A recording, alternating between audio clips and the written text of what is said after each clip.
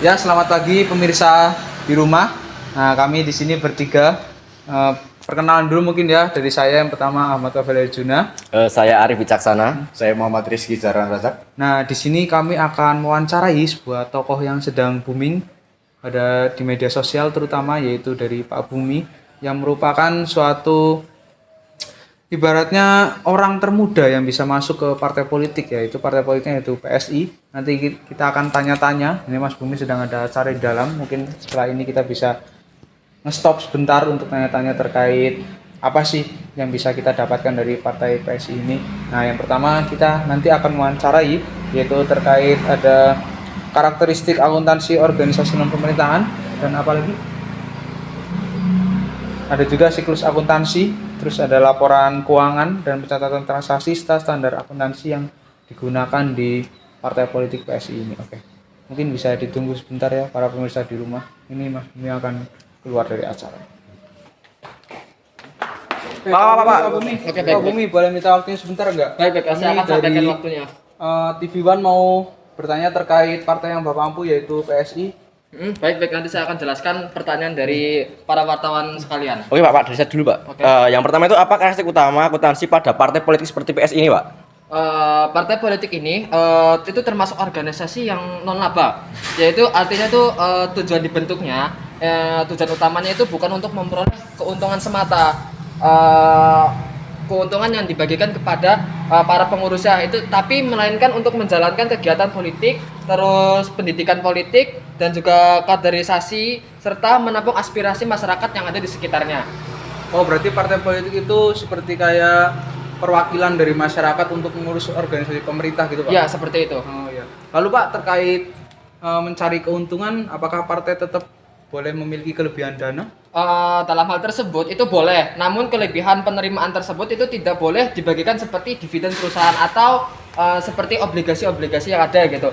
Nah, dari dana itu harus digunakan kembali atau digunakan untuk kegiatan partai, yaitu misalnya contohnya seperti tadi, yaitu untuk melatih anggota kegiatan sosial, terus operasional kantor dan pendidikan politik dan pendidikan politik itu semisal contohnya itu ada di partai PDI. Partai PDI sendiri tuh punya sekolah sendiri yang namanya itu sekolah khusus politik gitu, universitas politik. Oh, berarti nantinya kembali ke partai itu sendiri gitu, Pak? Iya, nanti bisa langsung kerja langsung di partai tersebut. Oke Pak, mungkin dari mana aja sumber dana partai politik itu biasanya?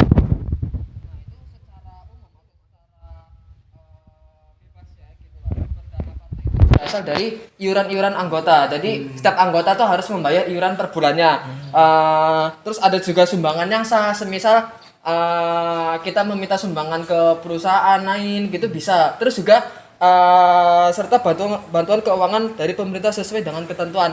Partai sendiri itu memiliki bantuan atau kucuran dana itu dari pemerintah pusat melalui APBN-nya. Jadi sudah dianggarkan dari tahun sebelumnya. Semisal dianggarkannya dari pemerintah itu 2M untuk partai A, nanti di tahun kedepannya juga akan menerima 2M untuk partai A tersebut. Oke Pak, berarti penerimaan tadi itu emang harus benar-benar dimanfaatkan gitu ya? Nah betul, itu harus kembali lagi ke masyarakat sekitar. Jadi harus partai itu harus Memang tangan tujuannya panjang gitu untuk menyambungkan antara masyarakat kepada pemerintah Oke. gitu. Lantas kenapa sumber dana tersebut tuh harus bisa diketahui secara jelas Pak? Ya jelas karena partai politik itu memiliki tanggung jawab besar itu kepada masyarakat. Dengan pencatatan yang jelas dapat diketahui siapa pemberi dana, jumlah dana yang diterima, serta tujuan penggunaannya itu untuk apa. Hal ini tujuannya itu untuk membantu mencegah konflik kepentingan yang ada. Berarti ini ya Pak, transparansi dan akuntabilitasnya itu emang diutamakan gitu ya? Oh iya jelas memang harus akuntabilitas itu harus ada, soalnya ini kan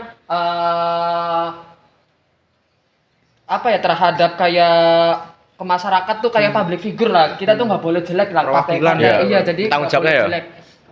Nah, terus Pak, terkait sumbangan itu apakah selalu dalam bentuk uang itu atau bisa barang atau apa gitu? Oh tidak juga, biasanya sumbangan juga dapat berupa barang atau jasa. Misalnya itu memberikan komputer untuk sekretariat, terus komputer tersebut tetap harus dicatat sebagai aset berdasarkan nilai wajar. Kayak semisal kemarin itu ada bencana bencana di Aceh dari PSI sendiri itu menggelontorkan dana sebanyak hampir 2 miliar sendiri itu untuk membangun atau mendistribusikan logistik kepada masyarakat-masyarakat yang terdampak. Oh, berarti Gitu. enggak semuanya itu harus dalam bentuk uang gitu. Enggak, Bisa kadang juga lain-lain bisa gitu. bisa dalam bentuk logistik, bisa juga sumbangan apa, sumbangan apa makanan gitu, atau makanan apa atau itu. buku dan yang lain-lain. Iya. Oke Pak, terus kalau perbedaan utama akuntansi partai politik dengan perusahaan itu apa Pak? Nah, ini berbeda jauh ya harusnya ya. Kalau perusahaan itu berorientasi pada keuntungan dan bertanggung jawab kepada pemilik atau pemegang saham. Sementara itu, kalau partai sendiri ya itu berorientasi kepada pelayanan politik dan bertanggung jawab kepada anggota, pemerintah, penyumbang lembaga dan juga pengawas serta masyarakat. Oke, lantas tantangan utama apa Pak dalam mengelola akuntansi di partai politik PSI sendiri? Khususnya PSI sendiri itu tantangannya biasanya tuh kebetulan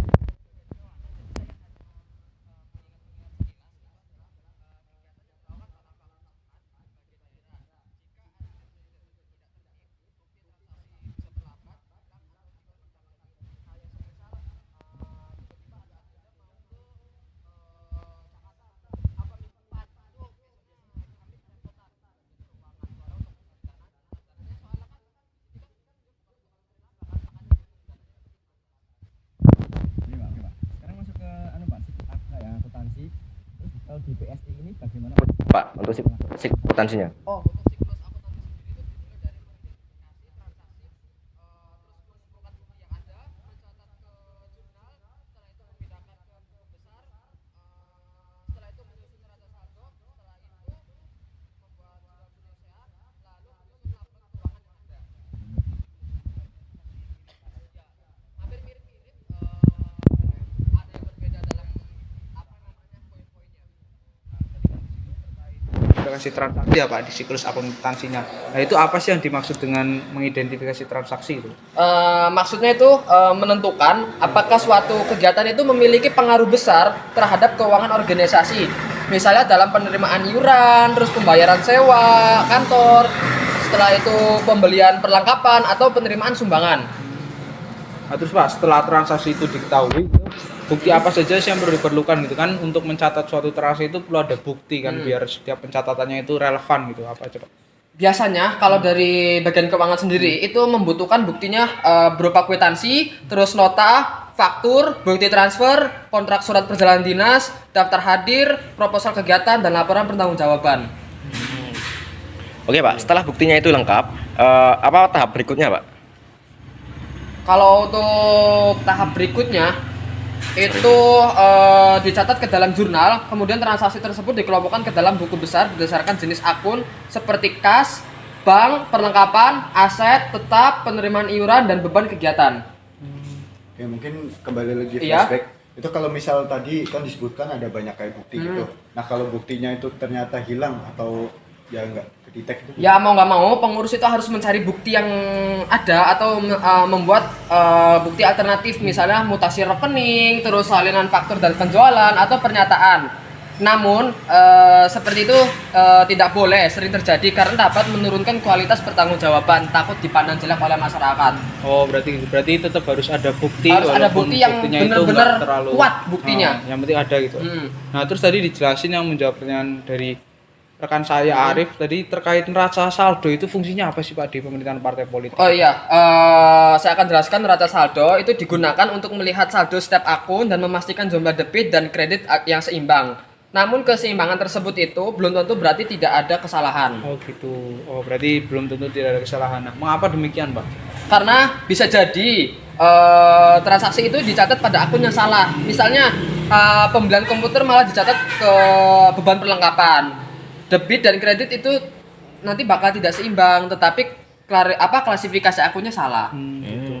Pak, kalau biasanya kan kayak perusahaan gitu ngelakuin rekonsiliasi bank. Nah, kalau partai sendiri itu apakah harus melakukan rekonsiliasi bank juga? Iya tentunya ya, kalau untuk partai sendiri tuh butuh ada rekonsiliasi. Tapi itu dengan membandingkan saldo menurut catatan organisasi dengan saldo rekening koran. Jika ada perbedaan, maka itu harus diperiksa penyebabnya, harus diperiksa alurnya. Kenapa dia itu bisa dapat menemukan perbedaan tersebut tuh. Oke Pak, terus contoh perbedaannya itu apa Pak? Nah, contoh perbedaannya tuh ada administrasi bank yang belum dicatat, terus transfer masuk yang belum diketahui, atau ada kesalahan pencatatan nominal. Oh gitu, berarti dari setiap perbedaan itu kan berarti harus dibuat suatu jurnal penyesuaian kan? Iya, Pak? betul. Nah itu fungsinya apa sih kalau di pemerintahan partai politik itu? Oke, untuk jurnal penyusutan sendiri itu digunakan untuk mencatat transaksi yang belum sesuai pada akhir periode. Misalnya penyusutan komputer, perlengkapan yang sudah digunakan, sewa dibayar di muka. Oke Pak, langsung sekarang masuk ke laporan keuangan ya Pak. Untuk laporan keuangan apa saja yang perlu disusun pada PSI ini Pak? Untuk secara umum itu ada laporan posisi keuangan, terus laporan penghasilan komprehensif, terus laporan perubahan aset neto, setelah itu ada laporan arus kas, serta catatan atas laporan keuangan. Oh gitu. Berarti mirip ya Pak sama itu Hampir perusahaan sama gitu. dengan perusahaan. Terus isi dari laporan posisi keuangan itu apa sih Pak? Apakah sama gitu kayak perusahaan pada normalnya? Oke, laporan posisi keuangan sendiri itu menunjukkan aset, terus kewajiban dan aset neto organisasi pada tanggal atau waktu tertentu. Oh berarti mirip ya Pak? Hampir mirip. Oh terus contoh aset yang dimiliki partai itu apa Pak? Contohnya biasanya kalau dari kita sendiri, dari PSI sendiri itu ada kas, terus saldo bank, terus perlengkapan, setelah itu ada komputer, kendaraan, meja, kursi, dan inventaris kantor lainnya.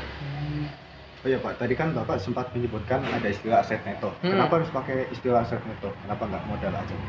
Ya karena partai politik itu tidak memiliki pemegang saham, jadi tidak ada modal yang dapat dibagi kepada pemilik seperti pada perusahaan yang ada. Oh berarti yang pemegang utamanya itu di pemerintahan. Tetap. Oke Pak, terus kalau di perusahaan kan ada yang namanya laporan penghasilan komprehensif ya. Kalau di PSI ini fungsi dari laporan komprehensif itu apa ya Pak? Nah, itu laporan tersebut itu menunjukkan penerimaan dan beban selama satu periode. Dari sana dapat dilihat dari mana sumber dana yang diperoleh dan bagaimana dana itu digunakan. Oke, tadi kan sempat disebutkan kayak penerimaan dan beban. Kalau di PSI sendiri itu contohnya kayak gimana ya Pak? Contohnya, penerimaan dapat berupa iuran anggota, terus tadi ada sumbangan, terus bantuan pemerintah. Beban itu dapat berupa biaya pendidikan politik, terus rapat, perjalanan dinas, sewa kantor, komunikasi, dan administrasi, serta lain-lainnya. Oh berarti terkait pengeluaran operasional partai politik gitu ya Pak? Oh iya. Terus berarti kalau kayak gitu kan berarti ada kas masuk dan keluar gitu. Iya, Pak. betul, Berarti betul. harus tetap membuat laporan arus kas ya Pak? Iya, tetap harus membuat. Nah, laporan arus kas sendiri itu menunjukkan uang yang benar-benar masuk dan keluar. Laporan ini tuh sangat penting agar partai itu mengetahui apakah kas tersedia cukup untuk menjalankan kegiatan operasionalnya. Kalau terkait laporan dana kampanye, apakah sama dengan laporan keuangan tahunan? Oh, harusnya ini tidak. Itu kalau di kami itu tidak sama. Kalau laporan dana kampanye itu hanya mencatat penerimaan dan pengeluaran yang berkaitan dengan kampanye. Sementara untuk laporan tahunan mencakup seluruh kegiatan organisasi dalam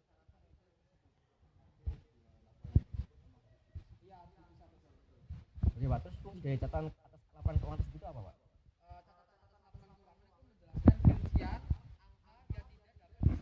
dijelaskan secara lengkap dalam laporan utama.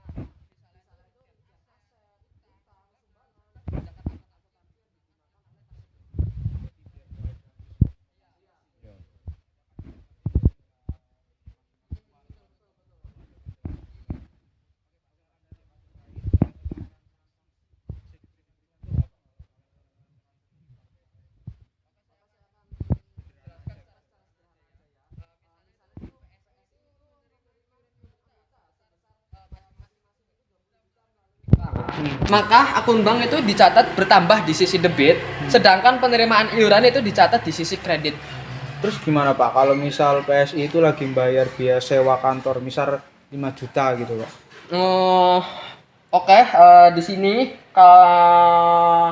beban sewa sendiri, kalau beban sewa itu dicatat di sisi debit sebesar 5 juta tadi, dan juga bank itu dicatat berkurang di sisi kredit sebesar 5 juta. Lantas kalau misalnya menerima sumbangan berupa komputer tuh Pak, kan dia berupa barang, itu pencatatannya kayak gimana? Oke, kalau komputer sendiri, kayak barang kayak sendiri itu dicatat sebagai aset berdasarkan nilai wajarnya. Kemudian organisasi itu mencatat penerimaan sumbangan barang dengan nilai yang sama. Oke Pak, terus kalau penerimaan barang tersebut itu dengan uang muka itu gimana? Oke, misalnya panitia itu menerima uang muka sebesar 10 juta. Saat diberikan dicatat sebagai uang muka kegiatan. Setelah kegiatan itu selesai dan bukti diserahkan, uang muka tersebut akan dipindahkan menjadi beban kegiatan. Nah Pak, kalau dari kegiatan yang tadi dijelaskan oleh Bapak itu, kalau masih ada sisa uang itu kemana nanti uangnya Pak? Untuk sisa uang sendiri itu harus dikembalikan ke kas partai atau rekening partai. Pengembalian juga itu harus dicatat dan disertai bukti agar tidak membingungkan ke pembagian keuangan tersebut. Oke, kalau terkait risiko jika uang mukanya itu nggak segera dipertanggungjawabkan itu gimana Pak? Ya, resikonya adalah penggunaan dana yang tidak jelas, terus dokumennya akan hilang, dan juga saldo laporan keuangan itu menjadi tidak akurat. Dan juga nanti yang bagian keuangan itu akan kebingungan kalau semisal udah lupa gitu kalau tidak dicatat. Oke Pak, terus kan sekarang ini kan banyak yang transaksi fiktif ya, apalagi bisa diedit pakai AI kan. Nah, itu cara mencegahnya itu gimana Pak? Nah, kalau dari partai kami sendiri atau partai PSI itu harus ada pemisahan tugas. Orang yang mengajukan dana, menyetujui membayar, terus dan mencatat transaksi sebaiknya berbeda. Selain itu juga, bukti transaksi itu harus diperiksa secara teliti. Berarti dari setiap komponen-komponen transaksi itu harus dipegang oleh individu yang berbeda Iya, gitu, Pak, harusnya buat dipegang. meminimalisir adanya kecurangan gitu. Betul, betul, betul. Oke Pak, terus untuk standar akuntansi yang digunakan pada PS ini apa ya Pak untuk organisasi nirlaba? Oke, untuk organisasi laba menggunakan sendiri itu menggunakannya itu ISAK 35 sebagai pedoman dalam penyajian laporan keuangan. Selain itu, standar akuntansi lain tetap digunakan sesuai dengan jenis transaksinya. Oh, tadi apa maksudnya dari standar lain tetap digunakan Pak? Bukannya harus satu gitu Pak acuannya, atau Oke. boleh dari beberapa acuan dipakai juga gitu? Oke. Nih, saya akan contohnya aja. Misalnya itu untuk pencatatan aset tetap digunakan standar yang mengatur aset tetap untuk sewa, utang, dan transaksi lainnya juga menggunakan ketentuan yang sesuai. Kalau terkait partai politik dari Bapak sendiri PSI, ini juga harus mengikuti peraturan khusus atau tidak? Jelas betul. Partai politik PSI sendiri itu mengikuti aturan tentang bantuan keuangan, sumbangan, dana kampanye, perpajakan, serta pelaporan kepada lembaga yang terkait. Oke Pak, terus mengapa penerapan standar akuntansi itu penting Pak? Oke, karena standar itu membuat laporan keuangan lebih terstruktur, lebih rapi, lebih konsisten, dan mudah dibandingkan, beserta juga kayak gampang lah diperiksa lah sama bagian keuangan barangkali ada kesalahan kecatatan. Oke Pak, kan tadi sempat disebutkan terkait mudah diperiksa ya. Mm-mm. Nah, kalau misal udah diperiksa kan biasanya kaitannya sama audit. Iya. Nah, peranan audit dalam pengelolaan keuangan partai itu gimana? Misal periksanya itu. Oke, audit sendiri itu membantu menilai apakah laporan keuangan itu telah disusun secara wajar dan didukung dengan bukti yang cukup. Audit juga dapat meningkatkan kepercayaan masyarakat kepada partai itu sendiri. Berarti laporan yang misal nanti udah diaudit itu bakal lebih dipercaya masyarakat. Iya, masyarakat tuh lebih percaya terhadap partai tersebut. Kalau masyarakat percaya terhadap partai tersebut, itu akan menambah juga dukungan atau suara untuk kampanye yang akan datang. Oke, kalau transparansi keuangan itu hanya perlu dilakukan saat pemilu aja atau enggak Pak? Oh tidak, kalau transparansi itu harus dilakukan sepanjang tahun karena transaksi partai itu berlangsung terus-menerus, bukan hanya saat kampanye saja. Terus bagaimana sih Pak cara meningkatkan akuntabilitas keuangan dari partai itu? Kalau dari PSI sendiri itu dengan menggunakan rekening yang resmi, terus mencatat transaksi secara rutin, memeriksa bukti, membuat laporan tepat waktu, melakukan rekonsiliasi bank, dan menjalankan audit yang berkala. Berarti udah terstruktur gitu Iya. Pak? Harus ngapain aja gitu. Oke Pak, ini kan sudah semuanya ya. Jadi mungkin ada kata-kata terakhir atau pesan terakhir Bapak kepada masyarakat itu apa kalau boleh disampaikan? Oh, masyarakat itu berhak mengetahui dari mana dana partai berasal dan digunakan untuk apa saja. Kegiatannya itu untuk apa saja kegiatan partai tersebut. Kepercayaan publik tidak hanya dibangun dari janji-janji politik yang ada, tetapi juga dari pengelolaan keuangan yang transparan dan bertanggung jawab.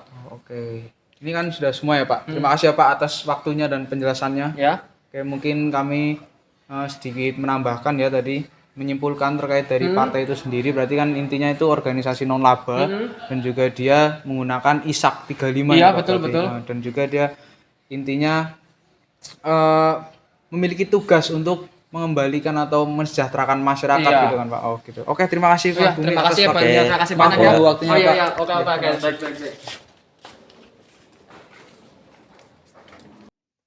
Pemirsa di rumah, tadi sedikit wawancara dan juga tanya-tanya kami bertiga terkait politikus termuda yang ada di partai politik di Indonesia, yaitu partai politik PSI ini. Tadi kita sudah bertanya-tanya terkait banyak seperti siklus akuntansi dan juga pencatatan transaksi atau antara intinya bagian keuangan lah yang ada di partai politik PSI ini. Mungkin bisa bermanfaat untuk para pemirsa di rumah sebagai ilmu dan juga sebagai informasi. Siapa tahu ada yang mau masuk ke partai politik gitu kan. Nah, kami pamit undur diri dari kami bertiga. Saya Arya, Saya Arif Caksana. Saya Muhammad Rizky. ya mungkin bisa kembali ke